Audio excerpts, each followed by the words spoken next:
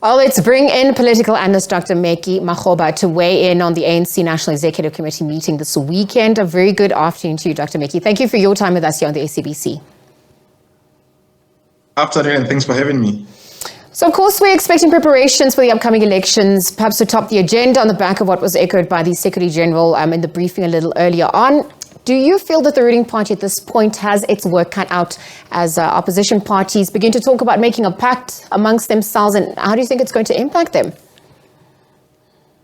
I don't think the party has managed to establish itself and to correct itself, mainly because the ANC has not allowed itself to make mistakes and correct them. So they have no strong institutional memory to build from, because they evade accountability in many cases. But the plans they have for the meetings are quite important, because they are dealing with strong issues that cut at the center of the country's problems. And if they were to find solutions for these problems, South Africa will be in a better place. But I'm suspecting the way the issues have been framed, these are for window dressing, because the ANC has not prioritized state capacity in terms of building growth and fighting crime in South Africa. What is your take on the scheduled upcoming Women's League conference that's also set to take place? It's been marred by some issues, of course. Do you expect a postponement after its mandate also expired? What is its relevance going forward for the party in the build-up to elections?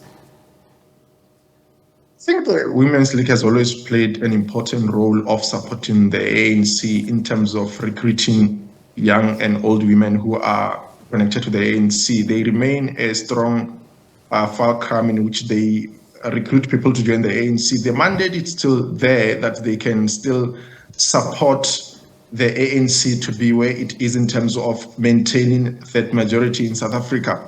But the issue has been that the political impact of the Youth League in South Africa has not been felt. It's more like this is an organization in which women comrades in the ANC have just been using to gain positions in the ANC, rather than having a strong program of action that can actually help the ANC to grow as a political party by ensuring that women issues in South Africa are at the center of the debate. So the Women's League, if we're to judge its political mandate, has not come out strong on the issue of gender-based violence. So which then questions its legitimacy in society, that is this Women's League about political careerism, or is it about making sure that the ANC is quite aware of the policy loopholes in terms of building a strong capacity to end women oppression in South Africa? On that note, they've not come out strong, but in terms of campaigning for the ANC, on that one, they've been quite doing well in the past.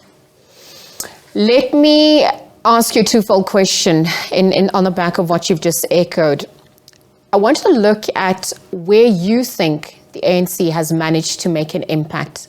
And then I'd also like to look at their failures. A lot of people not really happy about President Cyril Ramaphosa's handling of issues, including state capture, perhaps getting rid of members that were implicated in corrupt dealings. How would you weigh in on their strides taken, but perhaps also the failures at this point? I think in terms of doing well for the ANC, it's quite difficult to judge them, because, for instance, the issue of electricity and energy crisis has been at the center of economic development, and it has collapsed many businesses in South Africa, and many people have lost their jobs, because this is also connected to how the ANC handled the consequences of COVID-19. So it's really hard to note some positives, because on the issues that they are supposed to be pulling above weight, they've struggled. For instance, the issue of water and sanitation, the increasing rate of crime. Those are the issues that actually make a country to be more stronger, to be a better place for a lot of people. But on those situations, they haven't really pulled up above the weight. And when you look at the issue of state capture, it would appear as if the Zondo Commission has been a waste of money, because the people that have been implicated in the state capture allegations have not really faced music for their role in the corruption, merely because the the commission itself was not some kind of a court in which people are criminally persecuted, and which means now the onus is on the ANC leadership to make sure that the Zondo Commission report does not gather dust. It's something that they use it to make sure they build state capacity, firstly, and secondly, to ensure that there's accountability against those people who have stolen state money or who have collapsed state institutions in the form of state capture and corruption.